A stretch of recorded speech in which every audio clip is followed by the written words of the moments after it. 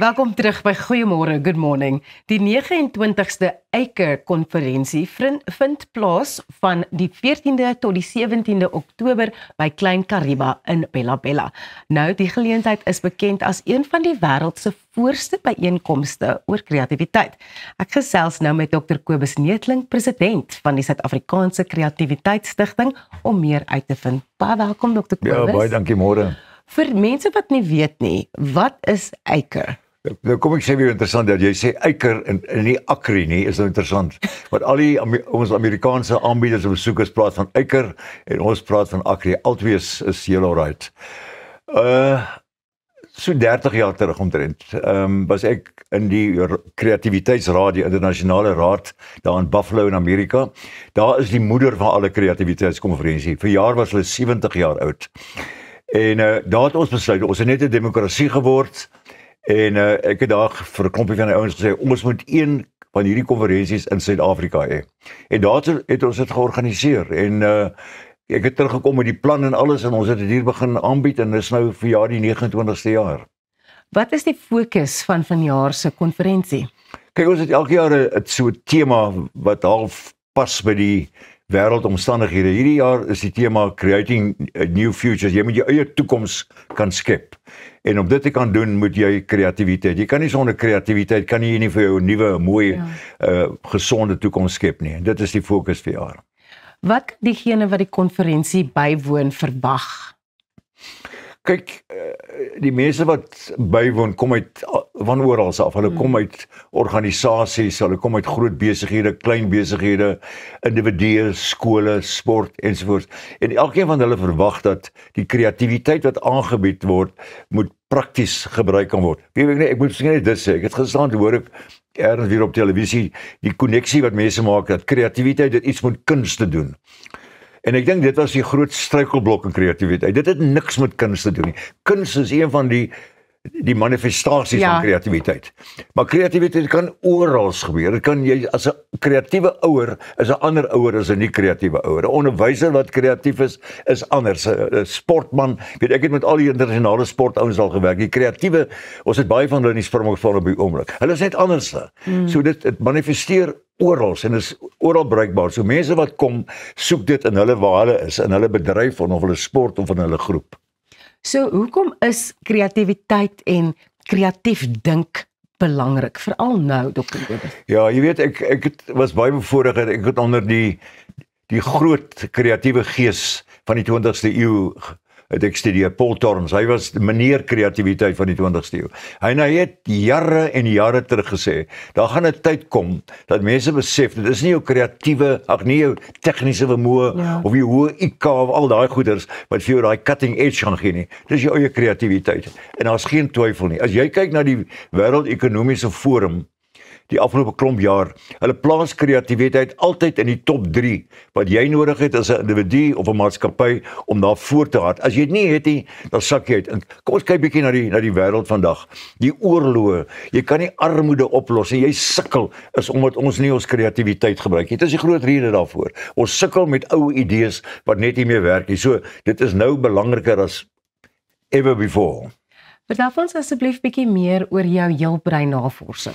Nou, dis belangrik om te verstaan dat my heelbrein-navorsing het eintlik gekom uit my navorsing oor kreatiwiteit. Ek was besig met 'n nadoktorale graad studie oor the identification and development of creative behavior. Ek het daaroor, en Paul Torrens het op daai stadium het hy 'n klein instrumentjie gehad wat net die linker en regter brein meet. En saam met hom het ek gesê, nee, kom ons bou uit op hierdie ding. Toe het ek 'n 4-kwadrant instrument geskep wat jou brein die denke uit 4 hoeke uitkyk. En later het ek dit verder uitgebou na 8 dimensies. So ek het nou so 30 instrumente het ek ontwikkel wat uit 8 dimensies bestaan. So die eerste een was vir volwassenes. Met ander woorde, waar lê jou, nou as jy hoë laagpunte en dit is nie goed en sleg nie. Dit almal kry maar die vorm van daai profiel lyk anders. Waar lê jou voorkeure? Want jy moet dit verstaan, want dit dryf jou, dit hak aan jou passies. As jy nie dit verstaan nie, kom ek gee jou 'n voorbeeld. Een van die instrumente wat ek ontwikkel het is vir so met senior student, is vir kinders so in die laaste jare van die hoërskool begin universiteit. En baie universiteite in die wêreld gebruik hierdie om te kyk waarin is jy goed en wat is jou brein voorkeur? As jy daai kombineer, kan jy nie 'n fout maak. Jy weet, ongelukkig dikwels word gesê jy's goed in boekhou, word 'n boekhouer. Dit werk nie, dit is nonsens. So jy moet die kombinasie hê van die twee, waarna is ek goed, waarna is ek sterk, kombineer dit en jy kan nie 'n fout maak nie. En later van tyd het ek later kinderinstrumente ontwikkel. Vir my twee seuns was so 10, 11 toe ek uit selfsugtige redes 'n junior student instrument ontwikkel. Hulle daar gesit, gesê mooi, hulle het volpunte, hulle het besef almal kry maar volpunte. En jy sien hoog en laag. Maar ek het vir hulle gewys waar hulle ooreenstem en waar hulle verskil. En dit beteken nie ek is reg en jy's verkeerd nie. Ja. Dit is die fout wat mense maak. En ek het hulle gesê die verskille, hulle is vandag volwassenes en mense wat hulle ken, sal vir jou sê, daar was nog nooit konflik tussen my twee seuns nie. Hulle is uitgeskakel. As jy besef ek is alright met my brein en jy's alright met jou brein. En die laaste van hierdie kinderinstrumente het ek 'n paar jaar gelede gedoen. Voor skool, voor kinders kan lees of skryf, 'n prentjie instrument. Hulle kies prentjies en dan kan ons vir die ouers en vir die onderwysers sê, so moet jy jou kind stimuleer. Voor jou kind op Ritalin sit, weet kyk eers na die breinprofiel en dan stimuleer jy daarvolgens. Hoe skakel kunsmatige intelligensie en kreatiwiteit met die heelbrein? Ja, dis nou 'n onderwerp wat mense vir die volgende 20 jaar kan oor gesels. Kyk, ek is juist besig met daardie tipe navorsing nou. En die navorsing het seker dinge uitgewys oor waar klee kunsmatige intelligensie. Ek het 'n breinprofiel daar opgetrek. En waar is die gapings? So ek dink dit is baie belangrik nou, sonder om nou in diepte in te gaan, om te kyk na waar kan jy dit gebruik en jy kan dit goed gebruik, maar waar kan jy dit nie gebruik nie, want daar's gapings. En as jy dit gebruik, dan is dit dis kunsmatig, dit gaan nie werk nie, dis nie eg nie. So mense sal daarna moet kyk, daar is sterkpunte en daar's baie sterk gapings ook. Ja. Dink jy mens word kreatief gebore? Kyk, daaroor kan ek ook 6 jaar praat. Ek het vir 7 jaar lank, dis waar ek begin het. Ek het vir 7 jaar lank het ek jong kinders bestudeer. En ek was in 15, ek was selfs daar in Alaska gewees, onder die Tlingit Indians gebly om te kyk hoe lyk hulle kinders en hulle breinprofiele en ek het al daai goed gedoen. Ons het gevind dat 98% van kinders, 98% van kinders tussen 0 en 3 is kreatief superieur. Met antwoord feitelik almal is kreatief superieur. Mens kan op baie maniere dit doen. Jy kan dit deur formele toetsing doen, maar as jy weet wat om daarna om te kyk, dan sal jy dit ook raak sien. Kom ek gee jou 'n voorbeeld. As ek 'n 10 maande ou baba op hierdie vloer neersit, die eerste ding wat jy weet oor die baba is dat jy nie weet wat die baba kan doen nie. Hy gaan everywhere, oral. Uiteindelik kruip daai baba in land hier op die edges, teen die mure. Wat doen alle ma's in die wêreld? Hulle gaan tel die baba op, dan bring hulle die baba weer terug hier na die middel. Dan gaan die natuurlike mens uitsoek na die edges, maar bring die kind weer terug na die middel. En later van tyd vat sy kussings, dan sit sy daar, en dit is, nou word die kind hier in die brein, is daar 'n stemmetjie wat sê, miskien is dit nie goed om dit te doen nie. Miskien is dit goed om hier te bly. En hierdie begrensdheid word dan daar gevorm. As ons daai kinders weer meet op 10, dan is dit nie 98% wat superieur kreatiwiteit het nie, net 32%. Die afname in die wêreld, boem, gebeur daar. En op ouder, so gaan dit aan. En vandag in die volwasse wêreld is net 2% van volwassenes kreatief superieur. Kyk 'n bietjie na die wêreld, kyk na die oorlog, kyk na die armoede, kyk na die twak wat hier om ons aangaan.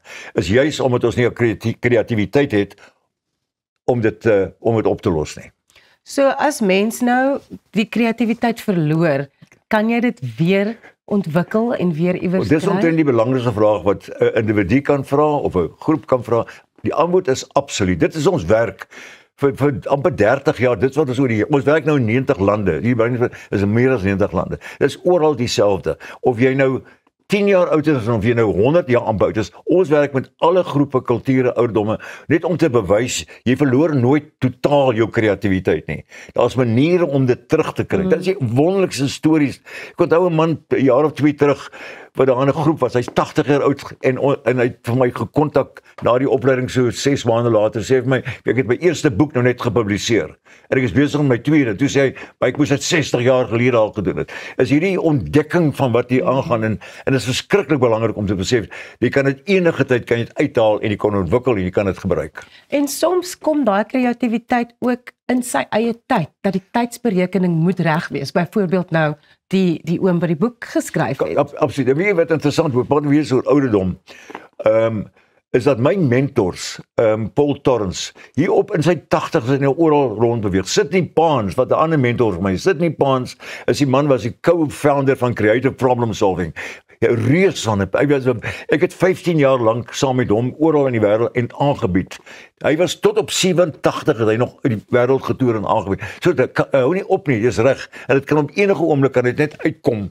Weet jy het dikwels omstandighede nodig. Miskien die werk in die organisasie moet 'n kultuur skep waar daar ruimte is vir kreatiwiteit. By die huis ook ouers moet 'n kultuur skep dat daar ruimte is vir die kind om te sê, "Wow," en vir die persoon by die werk. Ek is amper uit asem gepraat. Dis okay, dis passie, dis kreatiwiteit. Ja. Waar kan mense meer inligting kry oor die konferensie? Ja, ek het weet jy gaan my vraag en ek het nou nie miskien moet ek net voor ek dit antwoord.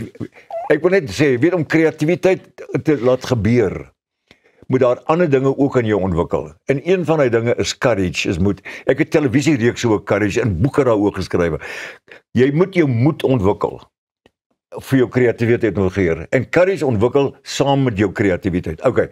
Ek dink hulle moet maar direk vir my skryf dan sal ek dit kanaliseer nou by kubus@kubusnetling.co.za. Dan sal ek dit maar rondstuur waartoe dit moet gaan. Ek het nou nie 'n ander adres hier by my nie. Jy is vir my so interessant, dankie. Jy het my week gemaak. Ek weet dis nou eers maandag. So gepraat van kreatiwiteit, bly ingeskakel want net hierna gesels ons met Pietie Beyers en Almero oor hulle nuwe toneelstuk Die Spreekkamer. So bly net waar jy is. Jy kyk. Goeiemôre. Good morning.